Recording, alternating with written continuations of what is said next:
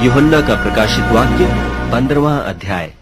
फिर मैंने स्वर्ग में एक और बड़ा और अद्भुत चिन्ह देखा, अर्थात 7 स्वर्गदूत, जिनके पास 7 पिछली विपत्तियां थीं, क्योंकि उनके हो जाने पर परमेश्वर के प्रकोप का अंत है।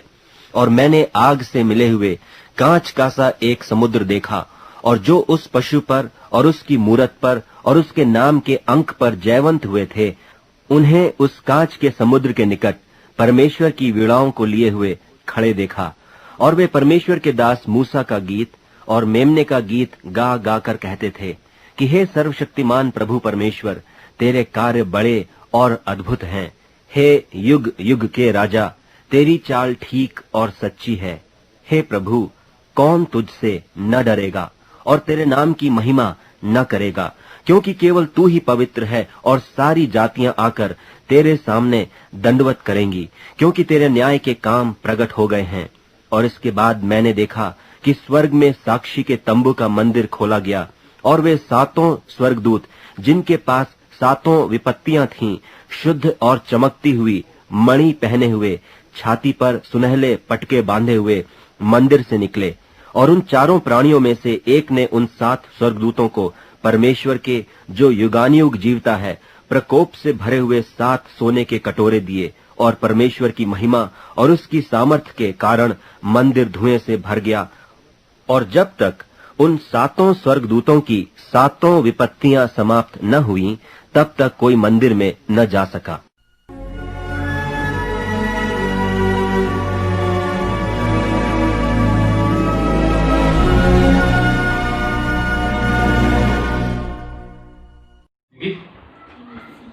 प्रभु यीशु मसीह के नाम से आज फिर से एक बार आप लोग का स्वागत करता हूं।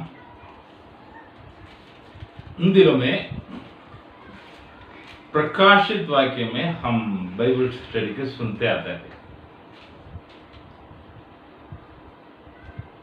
नया करार में रहने वाला एक ही भविष्यवाणी का पुस्तक प्रकाशित वाक्य है। यूहन्ना प्रभु का जो चेले यूहन्ना ने यीशु मसीह के बाद 94वां साल में इस पुस्तक को बतमूस करके बोलने वाला एक टापू में बैठकर लिखा था। हमने देखकर आया पहले अध्याय में उन्होंने जो प्रभु को दर्शन में पाया था उस बातों को लिखा था। दूसरा और तीसरे अध्याय में कलीसिया के बारे में लिखाया था। चौथा अध्याय से कलीसिया को उठा लेने के बाद इस दुनिया में क्या क्या होने वाला है, इस बातों को बताया है। उसमें चौथा और 5वां वचन में हमने सुना है, देखा है। चौथा अध्याय में सृष्टि का आराधना को देखा है। 5वां अध्याय में छुटकारा किया हुआ लोगों का आराधना को देखा है। 6वां अध्याय से प्रभु का न्याय इस दुनिया में कैसे प्रकट हो रहा है, इस बातों को देखकर आया है। इसमें हम क्या क्या बातों को देखा है। मोहर, 7 मोहर को देखा है, 7 तुर्गी को देखा है, और एक 7 इसका बाकी है। क्या है? 16वां अध्याय में पहले वचन दूसरे वचन को पढ़ो। अतः पहले स्वर्गदूत ने जाकर अपना कटोरा 7 कटोरा, अभी 7 कटोरा देखने का बाकी है। तो इसमें कुछ सवाल आया था। क्या सवाल आया था? कल मैंने एक बातों को बताया था।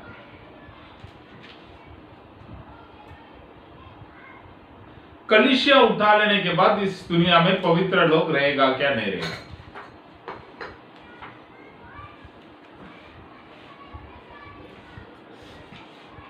कलीसिया उठा लेने के बाद इस दुनिया में पवित्र लोग रहेगा क्या, नहीं रहेगा? तो बाइबल में हमने देखने वाला एक क्लियर कट बात क्या है, पवित्र लोगों को उठा लिया जाता है, कलीसिया को उठा लिया जाएगा। जो लोग प्रभु में आकर बराबर प्रभु का पालन नहीं करता है, उन लोग तो रह जाता है। हम लवोदिकिया का कलीसिया को सीखने के समय इस बातों को देखा था। प्रभु उन लोगों को जो बोलता है, जो गर्म भी नहीं ठंडा भी नहीं, गुलगुला वैसे रहने वाला लोगों को मैं उल्टी कर दूंगा करके बोलता है। कहां पर उल्टी कर देगा, इस क्लेश के दिनों में उल्टी कर देगा कर मैंने बताया था। तो उन लोगों को मालूम है यीशु मसीह जैसे बोला है वैसे आकर अपने कलीसिया को उठा लिया है कर उन लोग अपने बल से जीत पकड़कर प्रभु के लिए सच्चाई से खड़ा रहेगा। उन लोग उन दिनों में मारा जाएगा। उन लोगों को पवित्र लोग कर बाइबल में बताया जाता है। दूसरा एक सवाल क्या आया था, पास्टर पहले जो सिखाया है और इन दिनों में जो सिखाया है उसमें फर्क है। ठीक है, पहले भी मैं कलीसिया इजराइल देश में प्रभु का मंदिर बनाया जाएगा कर सिखाया था। 667 के बारे में सिखाया गया था।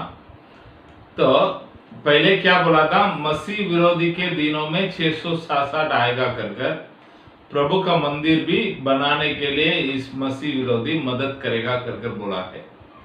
अब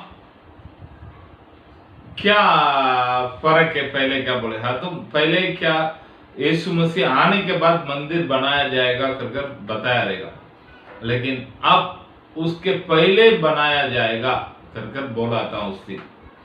ठीक है, तो मंदिर बनाया जाएगा ये पक्का है। वो पहले भी हो सकता है, बाद में भी हो सकता है, लेकिन एकदम क्लियरली देखेगा तो यीशु मसीह का आगमन के पहले मंदिर बनाया जाना चाहिए। ठीक है, तो उन दिनों में, और मैंने इन दिनों में पढ़ने के समय समझने वाला बातों को रखकर मैंने बताता हूँ। ठीक है, और जो मोहर छाती पे, हाथों में नहीं तो हाथों पर जो चिप के बारे में बताया था, तो वो 3.5 साल के बाद ही आएगा। यहाँ पर सीखने से क्लियर कट बताने वाला बात है। तो उस दिनों में क्यों ऐसा आप सिखाया कर आप लोग पूछेंगे। पहले बात, आपको पहले ये सब क्लियर कट जब तक मालूम नहीं रहेगा तब तक यह कभी आएगा, वो आएगा, ये आएगा बोलेगा तो आप समझेंगे नहीं। हाँ, पूरी तरीका से मैं क्लियर कट सिखाने के बाद ये बातों को बताएंगे तो आप लोग बराबर समझ सकता है।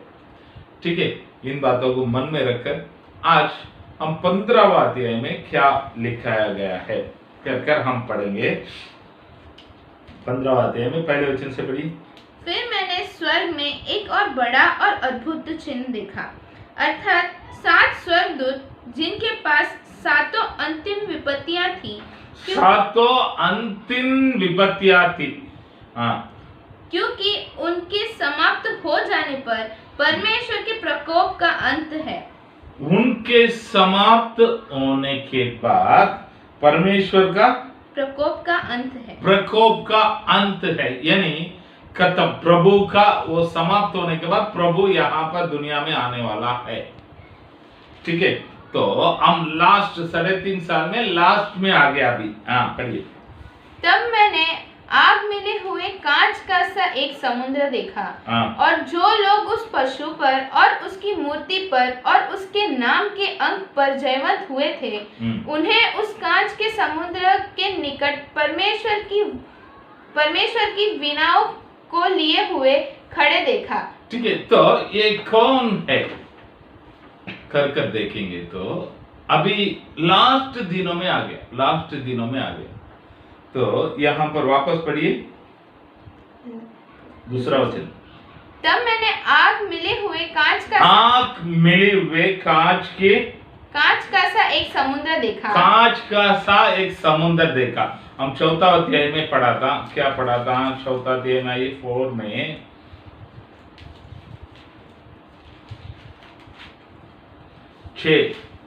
और उस सिंहासन के सामने मानो बिलोर के समान कांच का सा समुद्र है।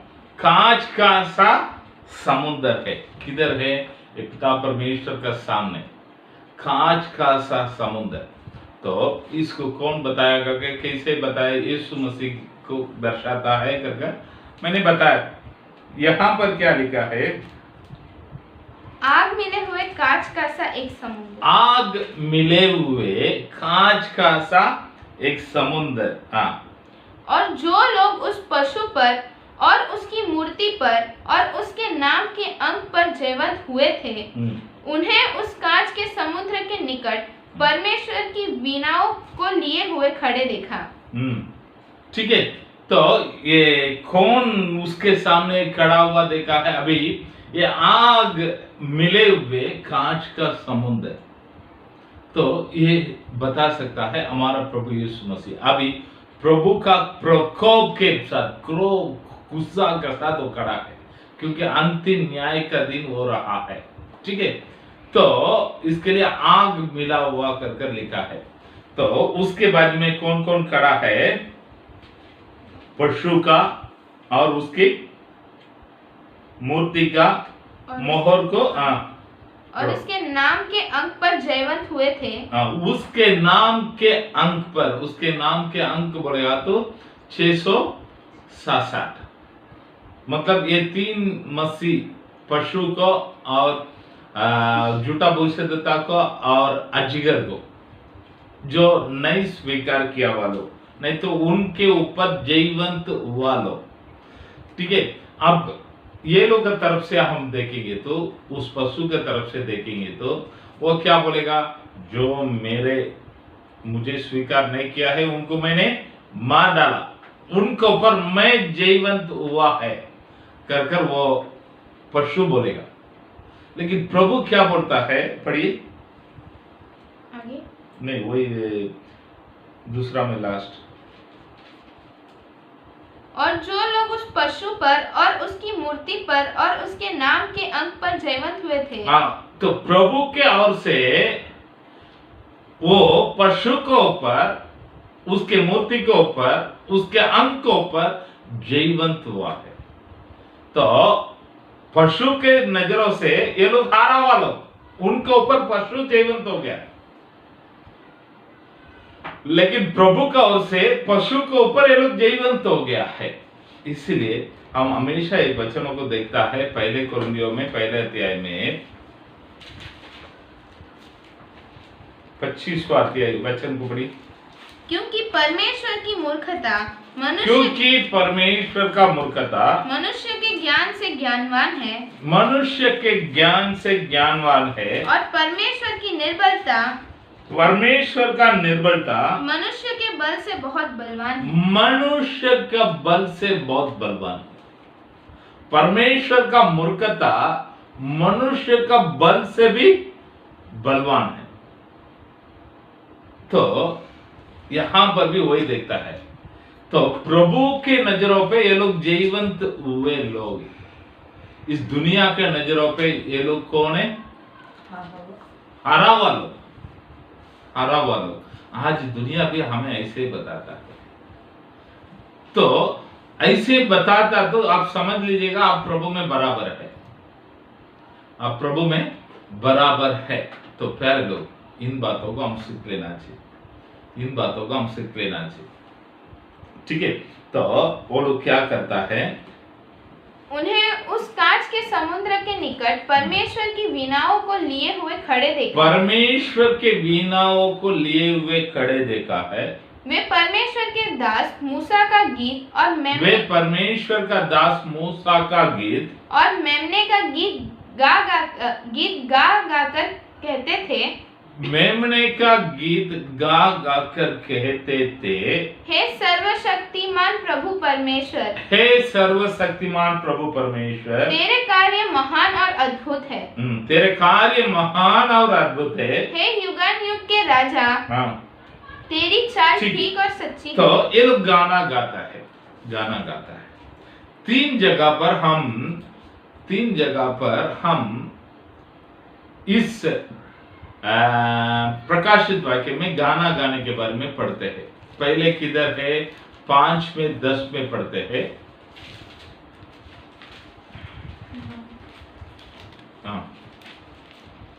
वे यह नया गीत गाने लगे, तू इस पुस्तक के लेने और इसकी मुहर खोलने के योग्य है। ठीक है, तो यहाँ पर एक झुंड गाना गाते हैं।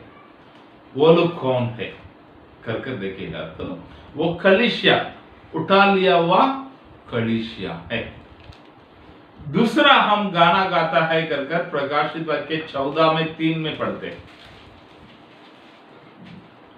वे सिंहासन के सामने और चारों प्राणियों और प्राचीनों के सामने एक नया गीत गाया है। ठीक है, ये कौन है बोले हाथ? 1,44,000 लोग हैं। और 15 में 3 में हम पढ़ते हैं, वे परमेश्वर के दास मूसा का गीत, वे परमेश्वर के दास मूसा की और मेमने का गीत, और मेमना के गीत है। ठीक है, तो अभी हम देखते हैं यहाँ पर क्या देखता है, 2 जन तीसरा बार यहाँ पर ये लोग गाना गाता है। ये लोग कौन सा गाना गाता है करके बोलेंगे तो, गाते हैं करके बोलेंगे तो मूसा का गाना गाते हैं और मेमना का गाना गाते हैं। ठीक है, तो यीशु मसीह मरने के बाद नया करार चालू होता है। यीशु मसीह के लहू के द्वारा छुटकारा, पापों का क्षमा कर हम इस बातों को देखते हैं। यीशु मसीह के लहू के द्वारा पापों का क्षमा है कर हम देखते हैं। ठीक है, तो कलीसिया को उठा लेने के बाद नया करार खत्म हो जाता है कर हम देखते हैं। तो पुराना करार वापस चालू हो जाता है। यहूदी लोगों का काल वापस चालू होता है। 7 साल के लिए वो रहेगा कर हम देखते हैं। तो इस 7 साल में भले यहूदी लोगों का काल है, फिर भी इस नया करार में प्रभु को जानकर छोड़ दिया गया हुआ लोग भी यहाँ पर रहेंगे। तो ये जो झुंड में मूसा का गीत कौन गाता है इधर करके बोले हाथ, यहूदी लोग गाएंगे। मेमना का गाना कौन गाता रहेगा बोले हाथ, कलीसिया में छोड़ दिया गया हुआ लोग उधर जाकर मेमना का गाना गाते हैं। वापस में बताता हूं, तो मूसा का गीत और मेमना का गीत, तो 2 तरीका का लोग उधर रहेगा। बाकी उन लोगों के बारे में क्या बताया गया है, 5 में 9 और 14 में 3 में पढ़ेंगे तो उधर क्या कहता है, वो लोग नया गीत को गाते हैं, नया गीतों को गाते हैं। वापस 5 में 9 को पढ़ो। वे यह नया गीत गाने लगे। ठीक है, 14 में 3 को पढ़ो। वे सिंहासन के सामने और चारों प्राणियों और प्राचीनों के सामने एक नया गीत गा रहे थे। ठीक है, ये लोग नया गीत गा रहा है, लेकिन ये लोग क्या गीत गा रहा है, मूसा का गीत और मेमना का गीत। तो आप लोग थोड़ा बाइबल स्टडी करने के समय ध्यान से सुनेंगे तो 3 तरीका का लोगों को स्वर्ग में मैंने बताया था। पहले तरीका का लोग 1,44,000 लोग, और दूसरा है कलीसिया, प्रभु का दुल्हन। तीसरा है ये उठा लिया है, ये जो क्लेश के समय में प्रभु के लिए सच्चाई से खड़ा होकर मरा हुआ लोग। तो ये 3 प्रकार के लोग स्वर्ग में रहेंगे। तो जैसा एक प्रभु के मंदिर में 3 भाग है। पहले भाग महापवित्र स्थान है, उसको बोलते हैं सियोन। दूसरा स्थान पवित्र स्थान है, वो याजक लोग केवल उसके अंदर जा सकता है, उसको छोड़कर आम आदमी लोग का अलाउड नहीं। तीसरा है प्रकार है, उस पे सारे यहूदी लोग जा सकता है। तो यहाँ पर स्वर्ग में देखता है महापवित्र स्थान यानी सियोन, इस पे 1,44,000 लोग जाएंगे। और महापवित्र स्थान में कलीसिया जाएगा, और प्रकार में ये इन दिनों में जो प्रभु के लिए खड़ा रहकर मरा हुआ लोग प्रकार में जाएंगे। यही बाइबल को द्वारा, इस वचनों को द्वारा हम समझने वाला बात है। तो यहाँ पर एक सवाल आएगा, प्रभु भेदभाव करने वाला है क्या कर बोलेगा। तो पहले प्रभु साफ साफ क्या बताता है, अपने अपने कर्म के अनुसार प्रतिफल प्रभु देने वाला है। अपने अपने कर्म के अनुसार प्रतिफल देने वाला है।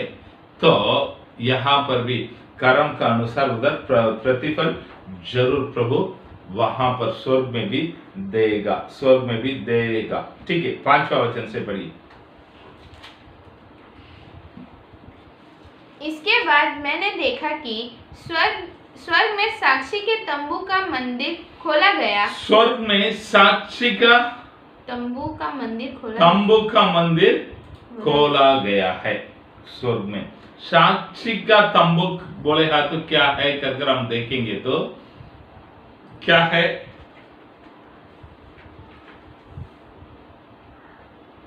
ये साक्षी का पेटी बोलेगा तो संदूक, तो साक्षी का संदूक का वापस पढ़ो।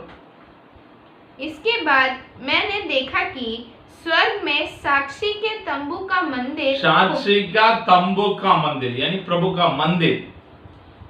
का मंदिर खोला गया है। ठीक है, आगे।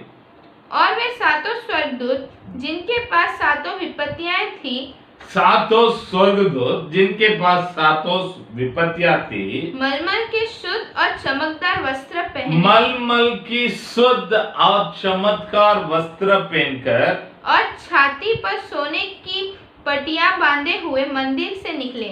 छाती पर सोने के पट्टियां बांधे हुए मंदिर से निकले। तो सोने का पट्टियां बांधने वाला कौन है कर हम देखेंगे तो किधर जाना पड़ेगा मन में, निर्गमन में 28वां अध्याय में आइए। निर्गमन में 28वां अध्याय।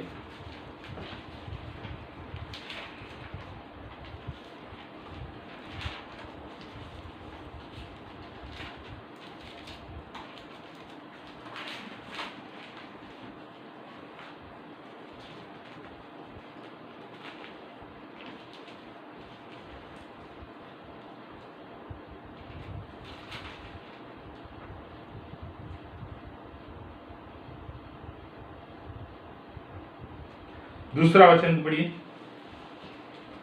और तू अपने भाई हारून के लिए वैभव और शोभा के निमित्त पवित्र वस्त्र बनवाना। ठीक है, हारून याजक लोगों का वस्त्र है, पवित्र वस्त्र बनवाओ। और चौथा वचन पढ़िए। जो वस्त्र उन्हें बनाने होंगे वे ये हैं, अर्थात सीनाबंद और एपोद और बागा और चारखाने का अंगरखा, पगड़ी और कमरबंद। ये ही पवित्र वस्त्र तेरे भाई हारून और उसके पुत्र के लिए बनाए जाए कि वे मेरे 22 को पढ़ो। 22 में फिर चपरास पर डोरिया के समान गूंधे हुए चोखे सोने की जंजीर लगवाना। आगे 23। और चपरास में सोने की। ठीक है, आप यहाँ पर पढ़कर देखिए, ये जो वस्त्र यहाँ पर बताया गया, कहाँ पर? प्रकाशित वाक्य में 15वां अध्याय में 6वां वचन में बताया गया जो वस्त्र, और निर्गमन में 28वें अध्याय में हारून का वस्त्र को थोड़ा कंपेयर करके देखिए, दोनों लगभग एक ही रहेगा। ठीक है, दोनों लगभग एक ही रहेगा। इसमें हम क्या सीखते हैं मान में, तो हम हमारे गांव में मेरे गांव में बताता हूं। मेरे गांव में आप लोग गांव में जाएंगे तो गांव का बाहर एक मूर्ति रहेगा, वहां करके उसका जीप थोड़ा बाहर रहेगा, हाथ में एक बड़ा तलवार रहेगा, एक खतरनाक एक मूर्ति रहेगा। तो उस मूर्ति के बारे में पूछेंगे तो उन लोग क्या बोलता है, इस गांव को सुरक्षा करने वाला देव है, गांव का सुरक्षा करने वाला देव है। हाथ में क्या लिया हुआ रहेगा? बड़े तलवार लिया, खतरनाक रहेगा, बच्चे लोग देखेगा तो डर जाएंगे, वैसे रहेगा। ठीक है, तो दंड देने का देव है करके बोलते हैं। ठीक है, जो भी है उन लोगों को मालूम है। लेकिन यहां पर प्रभु के स्वर्गदूत लोग क्या प्रभु का न्याय को पूरा करने के लिए जा रहे, हाथ में क्या है? प्रभु का क्रोध का बर्तन को लेकर जाते हैं। तो आप ये मत सोचो तलवार को हाय करके जाएगा कर ये लोग कैसे जाता है, एक प्रभु का याजक के रूप में जाता है, प्रभु के याजक के रूप में जाते हैं। वापस पढ़ो, किधर से निकलता है वो लोग? मंदिर से निकलता है। किधर से निकलता है? मंदिर से निकलता है। उनका कपड़ा कैसा है? याजक के जैसे कपड़ा है। तो प्यारे लोग, मैंने आपको पहले बताया, न्याय पवित्र लोगों के प्रार्थना के द्वारा न्याय प्रभु के मंदिर से, प्रभु के लोगों के निमित्त, पवित्र लोगों के निमित्त न्याय है। अब यहां पर देखता है, न्याय में जाने वाला लोग भी एक याजक जैसे जाता है। कैसे जाता है? एक प्रभु का सेवका करने वाला याजक जैसे। उनको देखेगा तो तलवार लेकर हाय कर आएगा करके नहीं। वो कपड़ा किसका कपड़ा है? हारून का कपड़ा, याजक का कपड़ा पहनकर प्रभु का न्याय को पूरी करने के लिए। तो यहाँ पर क्या हम देखते हैं? प्रभु के इच्छा को पूरी करता है। तो हमारा भी सबसे प्रथम काम यही रहना चाहिए, प्रभु का इच्छा को पूरी करने वाला होना चाहिए। हमारा इच्छा पूरा होता है क्या? प्रभु का इच्छा पूरा होता है। तो प्रभु का इच्छा हमारे जीवन में पूरा होना चाहिए। ठीक है, 7वां वचन से पढ़िए। तब उन चारों प्राणियों में से एक ने उन 7 स्वर्गदूत को परमेश्वर जो युगानुयुग जीवता है के प्रकोप के भरे हुए सोने के 7 कटोरे दिए। और परमेश्वर की महिमा और उसकी सामर्थ्य के कारण मंदिर धुएं से भर गया। और जब तक उन 7 स्वर्गदूत की 7 विपत्तियां समाप्त न हुई, तब तक कोई मंदिर में न जा सका। तब तक कोई मंदिर में ना जा सका। यानी स्वर्ग में मंदिर है। इस मंदिर कभी खोला गया है कर हम देखते हैं, 11वां अध्याय में देखते हैं। पढ़िए, 11वां अध्याय में किधर है? लास्ट वचन में रहेगा। तब परमेश्वर का जो मंदिर स्वर्ग में है वह खोला गया। ठीक है, 11वां अध्याय में हम देखता है 3.5 साल के बाद, पहले 3.5 साल के बाद उधर प्रभु का मंदिर खोला गया है। यहाँ पर हम पढ़ते हैं, क्या पढ़ता है? 8वां अध्याय में 8वां वचन में 15 में 8। और परमेश्वर की महिमा और उसकी सामर्थ्य के कारण मंदिर धुएं से भर गया। और जब तक उन 7 स्वर्गदूत की 7 विपत्तियां समाप्त न हुई, तब तक कोई मंदिर में न जा सका। यानी स्वर्ग में रहने वाला मंदिर खुला हुआ है, उधर कोई भी कभी भी जा सकता, आ सकता है। अब इस समय कोई जा नहीं पा रहा, इस समय कोई जा नहीं पा रहा है। ठीक है, हम 15वां अध्याय में इतना से खत्म करता हूं। 16वां अध्याय में जाएंगे। 16वां अध्याय में 7 विपत्ति के बारे में हम देखते हैं। पढ़िए, 16 में 2। अतः पहले स्वर्गदूत ने जाकर अपना कटोरा पृथ्वी पर उंडेल दिया। तब उन मनुष्यों अपने कटोरा पृथ्वी पर उंडेल दिया है। तब उन मनुष्यों के जिन पर पशु की छाप थी और जो उसकी मूर्ति की पूजा करते थे, एक प्रकार का बुरा और दुखदाई फोड़ा निकला। ठीक है, जब उन्होंने अपने कटोरा को पृथ्वी पर डाल दिया तो सब लोगों को ऊपर फोड़ा निकला है। यही 8वां अध्याय में 7वां वचन में हम पढ़ेंगे। तो पहले स्वर्गदूत ने तुरही फूकी और लहू से मिले हुए ओले और आग उत्पन्न हुए और पृथ्वी। यहाँ पर भी आग डाला गया, वहां पर भी आग डाला गया है। तो 16 में 10 और 11 को पढ़ेंगे तो समुद्र में वो लोग ने उस कटोरा को उंडाल दिया था। यहाँ पर भी देखता है 8 में 8 से 9 तक पढ़ेंगे तो समुद्र के ऊपर गिराया गया था। तो 16 में 4 से 7 तक देखेगा तो नदियों में, सोता में उंडाल दिया गया था, वो खराब हो गया था। यहाँ पर 8वां अध्याय में 10 से 11 तक पढ़ेंगे तो यहाँ पर भी नदिया में उंडाल दिया गया था। ऐसे 16 में 5 से 9 तक देखेंगे तो सूर्य को ऊपर डाल दिया गया था। यहाँ पर भी 8 में 12 में डालेगा तो चौथा विपत्ति सूर्य के ऊपर ही था। वैसे 5वां विपत्ति 16 में 10 से 11 तक पढ़ेंगे तो पृथ्वी के ऊपर डाल दिया गया था। यहाँ पर क्या देखता है, पृथ्वी में तारा सब नीचे गिर पड़ा है कर हम देखते हैं।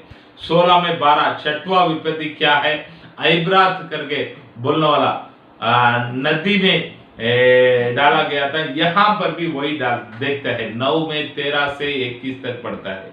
वैसे 7वां क्या हुआ है कर 16वां अध्याय 17 से 21 तक पढ़ेंगे तो वह आकाश में डाल दिया गया था कर हम देखते हैं। यहाँ पर भी 11वां अध्याय 15 से 19 तक पढ़ेंगे तो वो आकाश में बड़े शब्द हुआ है कर हम देखते हैं। यानी 7 दुर्गी और 7 कटोरा लगभग दोनों एक ही दिखता है। तो बहुत सारे इस पे कोई बाइबल स्कॉलर्स का मानना क्या है मालूम है? कोई बाइबल स्कॉलर्स का मानना ये है, उन लोग क्या बताता है कर हम देखेंगे तो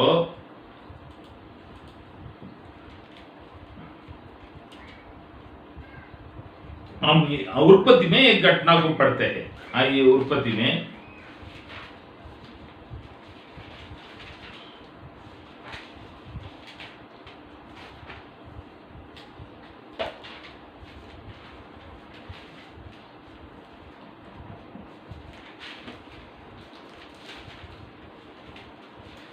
इकतालीसवां अध्याय में 41 में